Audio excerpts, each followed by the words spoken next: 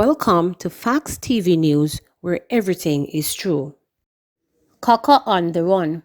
Cop disarmed, shot by prisoner. A Denham police officer was shot and injured by a prisoner who had been taken to the National Chest Hospital in St. Andrew for medical treatment on Friday. The police are seeking the assistance of the public in locating the prisoner, Ricardo Richards, aka Cocker. The Jamaica Constabulary Force sent out a tweet on its Twitter platform that said the prisoner had disarmed the policeman of his firearm and shot him before escaping from the National Chest Hospital after he was taken there for treatment.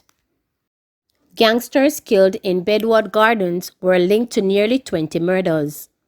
The police are saying the men who were killed in exchanges with the security forces in Bedward Gardens, St. Andrew on Wednesday were involved in close to 20 murders collectively and multiple other shootings before they were cut down during an hours-long gun battle in the volatile community.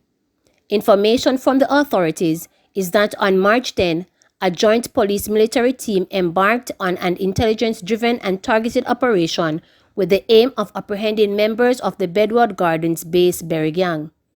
The police, in a release, said that for months, the men who were members of the notorious gang have been directing terror at residents of Augustown, Papine, Tavern, and other neighboring communities. During the operation, the men opened gunfire on the members of the security forces, injuring one member of the Jamaica Defense Force.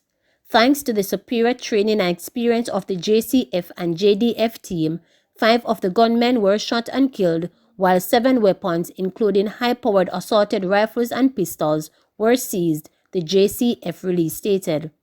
Among the gangsters who died during the operation was the reputed gang leader, Colin Mingles, otherwise called Speng.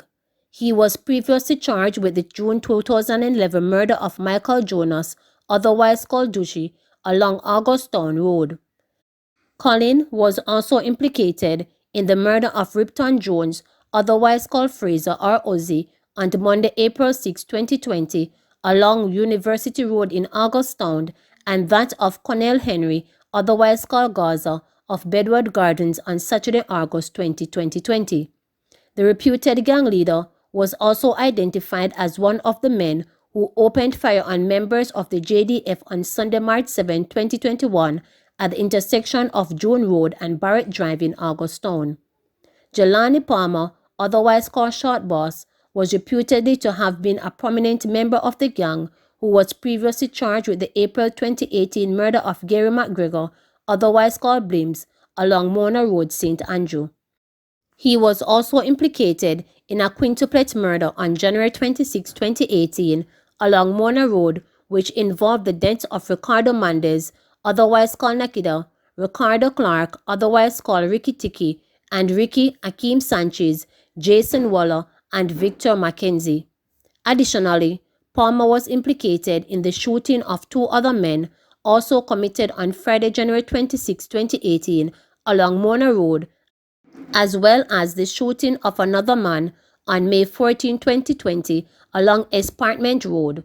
O'Neil Dixon, otherwise called Day Day, was being sought by the police in connection with the August 2019 killing of Wayne Robert Riley Jr.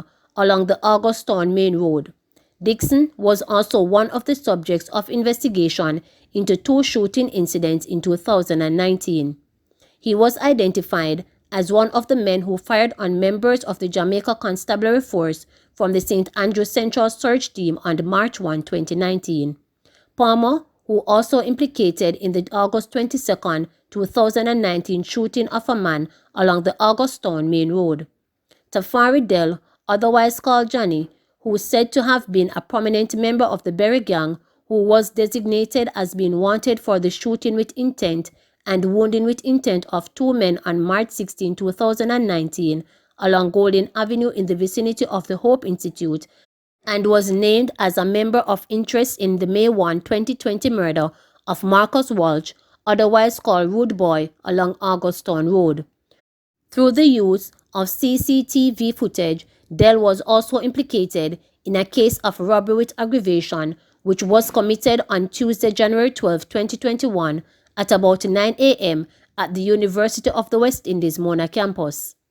Akeem McLean, otherwise called Tulo, was another reputed prominent member of the gang who was identified as one of the men who opened fire at members of the JDF on Sunday, March 7, 2021, at the intersection of June Road and Barrett Drive in Augustown. The release from the Jamaica Constabulary Force said while one of the broad objectives of the constabulary's counter-gang strategy continues to be apprehension of alleged gangsters and placing them before the court, we will continue to utilize intelligence, science and technology to neutralize such threats with appropriate use of force. We would like to thank the law-abiding citizens for their continued cooperation and the adherence to the rule of the law, the JCF release further stated. Man who scolded cops on video fined $26,000. Stephen Whittle, the man who was seen in a viral video berating lawmen in an expletive-laden tirade at Helsha Beach in St. Catherine over the weekend, has been fined a total of $26,000 for several breaches. The 42-year-old resident of Stony Hill, St. Andrew, appeared in the Kingston and St. Andrew Parish Court on Thursday. The police, in a statement after the hearing, said his sentences were breaches of the Disaster Risk Management Act, $10,000 or 30 days, resisting arrest, $2,000 or 10 days, disorderly conduct, $1,000 or 10 days, indecent language, $1,000 or 10 days, obstructing police, $2,000 or 10 days, assaulting police officer, $10,000 or 10 days. In total, Witter was ordered to pay $26,000 or serve 80 days in jail if the fines were not paid. But his legal woes are not over, as he is to appear in the St. Catherine Parish Court on Tuesday, March 30, to answer to additional charges that have been laid against him in that parish, the police reported. On Monday, Witter resisted efforts by the police to take him into custody. He was seen during another incident on video wrestling with law enforcers in Stony Hill before being eventually subdued and arrested. Witter was later slapped with charges relative to the offenses for which he has since been fined. Farm worker allegedly held with cocaine at Norman Manley International Airport for court on Friday.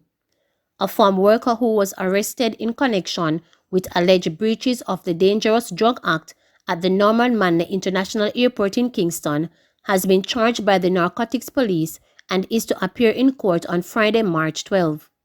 He is Ochena Dimitri, a farm worker of Gimme Bit, Clarendon. He has been charged with possession of cocaine, dealing in cocaine, taking steps preparatory to export cocaine, and conspiracy to export cocaine.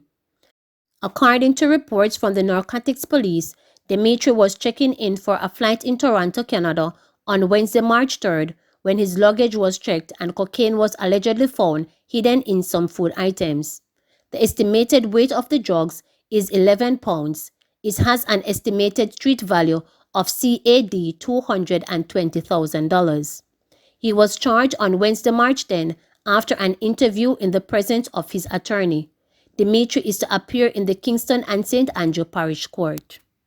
Farmers encouraged to plant crops in high demand.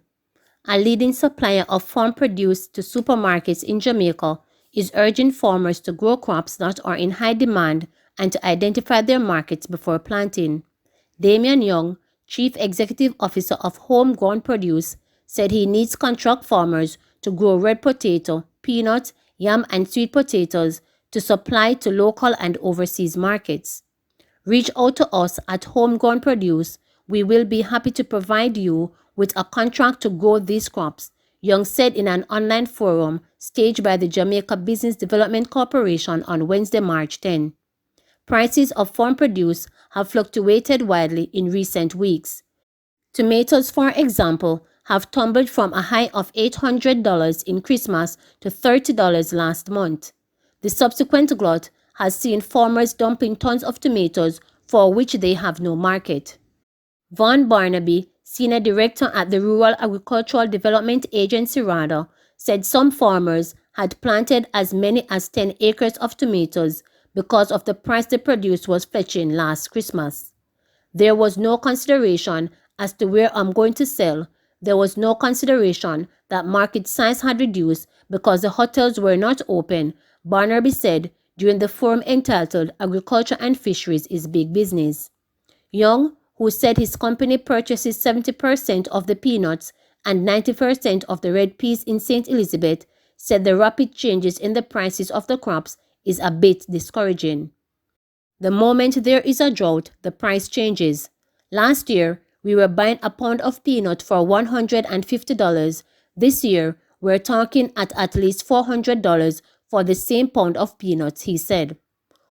Homegrown produce supplies major supermarkets such as Mega Mart, General Foods and Shoppers Fair, and also exports to the Cayman Islands and Tortola, among other islands. He urged farmers to apply modern technology in their farming and to understand which crops were in demand instead of growing what are traditionally grown by their parents and grandparents.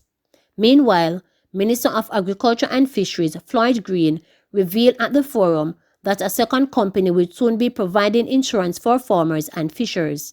Last month, Sagicor launched the AgriCare insurance plan to provide life and health insurance for the sector. There are 247,000 registered farmers in Jamaica, with only 6% in the 18 to 30 years age group. 5 more COVID deaths, 419 new cases. The Ministry of Health and Wellness is reporting that Jamaica recorded 5 more COVID-19 deaths on Thursday.